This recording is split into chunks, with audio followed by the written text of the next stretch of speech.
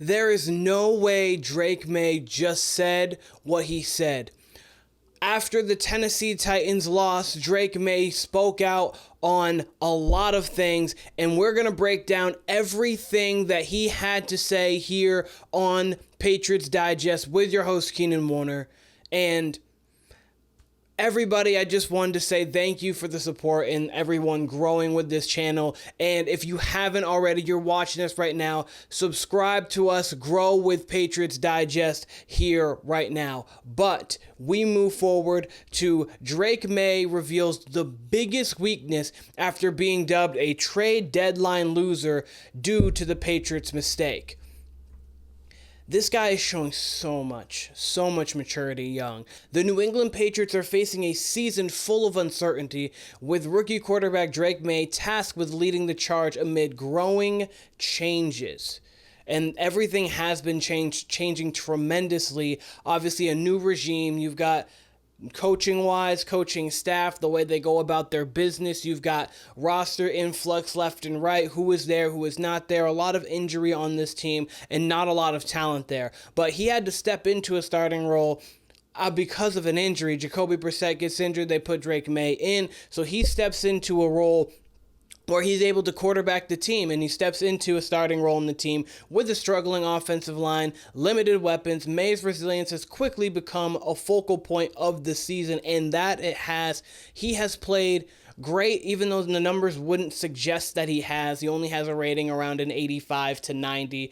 He's got 6 touchdowns, 4 interceptions, I believe, but he is rushing for about 10 yards a carry, 200 yards on the season. He has been playing at a high level, especially for the circumstances in which he has been in. With the lack of offensive weapons, Drake Maye's self-awareness and commitment to development are such a key part of his growth. He now prepares for a matchup against Caleb Williams. He's determined to prove that despite the Patriots' struggles, he has the potential to rise above the adversity, lead the team moving forward. And these are the comments that he had to say afterwards. He was talking about, I got to protect the football. That's the biggest thing. I want to be a passer in this league because, of course, the running has been what's wowing people. He ran for nearly 100 yards against the Tennessee Titans.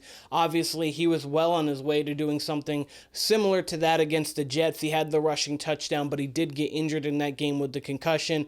A lot about Drake Maye's mobility and his improvisation outside of the pocket, being able to extend plays. We saw it very noticeably on that last touchdown that he threw right before to force overtime against the Titans. It was wait in the pocket, nobody's open. I'm going to scramble, buy my receivers enough time in the red area in a very short, small box, because obviously when you're that close, you only have, they were at the 4, about 14 yards of actual distance you can get from the line of scrimmage, and I'm going to refine Rhamondre Stevenson for the touchdown. So he is showing a lot of maturity, a lot of growth, and a lot of improvisation, which the Patriots have yet to have for a long period of time now. But the Patriots' rough season has cast a harsh spotlight on their trade deadline decisions because they didn't really do anything. They obviously traded Josh Uche for a 6th-round pick from the Kansas City Chiefs. Otherwise, they didn't do a whole lot. There was talks about Kendrick Bourne moving. KJ Osborne was there. Jonathan Jones even. Kyle Duggar even. There was a lot of people within trade talks to either trade for offensive line depth, for draft capital, possibly getting another skill position on the outside. There was a lot of different ideas that were thrown around about the Patriots, but they didn't end up doing anything with themselves, which some people could say that's not good. Some people could say that is good and weight themselves. But the offensive line right now has been the biggest of problems. Obviously, there has been injuries amongst the offensive line, but at the trade deadline, what are you going to fully solve? And Coach Jarrod Mayo actually spoke on that himself. Jarrod Mayo said, I think first, this isn't baseball. In baseball, you have big-name players going to other teams. I would say historically, even as a player and now as a coach, the trade deadline is a bunch of hype. Who's going to move a starting quarterback to another team right now? Who's going to move a starting left tackle? I mean, it rarely happens. Obviously, we saw Cam Robinson. He did move to the Minnesota Vikings when Darrisaw went down. So that is one of those situations to where you do see that, but Cam Robinson isn't one of the elite tackles in the game. He is definitely a filler for that starting position, but obviously with the Vikings losing Darrisaw, that was a very tough loss for them. But you weren't going to find those people on the market right now, especially this time of year. There's not many people. I mean, the Cowboys could have moved us off of someone like Zach Martin for a premium, but the Cowboys weren't going to do that because the Cowboys have this delusion that they're still good when they're not. But that is whatever, because the third round rookie, Caden Wallace, expected to strengthen the line. He hasn't been able to do that.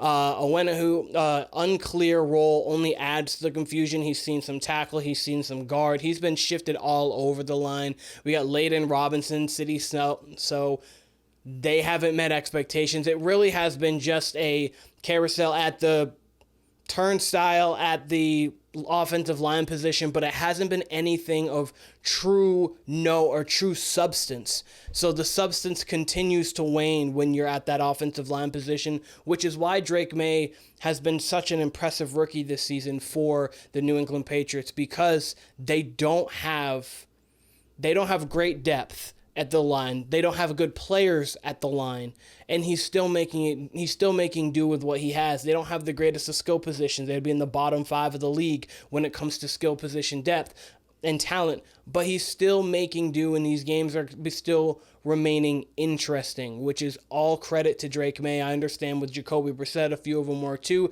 and shout out to Jacoby for that Jets win, but we got another game that's coming up this week against the Chicago Bears, so it's going to be another interesting game, and something that I do believe that he'll be able to do.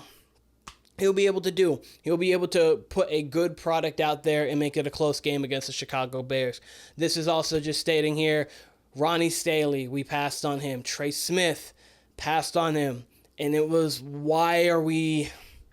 if we knew we were going quarterback, why are we passing on these guys? Of course, quarterback was the guy we went, and now we got the guy. Now we got to build around that, because we don't want another Joe Burrow situation. Rookie quarterback, bad team, he gets injured early. Jaden Daniels already has beat up ribs because of a bad offensive line. CJ Stroud is well on his way. We saw what Deshaun Watson was. He was the most sacked quarterback in the league when he was in Houston. We've seen Andrew Luck, he retired early because of the offensive line. Get the offensive line right. Look at Patrick Mahomes right now. I know they don't have the greatest of interiors, but their exterior, their tackles right. Oh, no, sorry. They have the great interior, but the exterior, the tackles right now aren't the greatest thing. They had a rookie left tackle, but I got that backwards. But the offensive line is what's going to be the most pivotal and important thing for this team moving forward. So I understand why they didn't think they needed to make a move at the deadline. They could have gotten draft capital, but Drake Maye is showing such a maturity already. He is showing to be a franchise caliber quarterback, not just on the field with his dynamic play, not just in practice where you hear nothing but good things about him. With the game coming up against the Bears this week, what do you guys think about that game and the actual chances for the New England Patriots to win that? And do you feel that the Patriots were right to not make a move at the trade deadline, or do you think they should have made a move for something, whether it is an offensive lineman, a wide receiver, or just draft capital, and to clear up even more cap room for the offseason? But this has been Patriots Digest with your host, Keenan Warner. I appreciate all of you guys, and I will be seeing you guys very soon.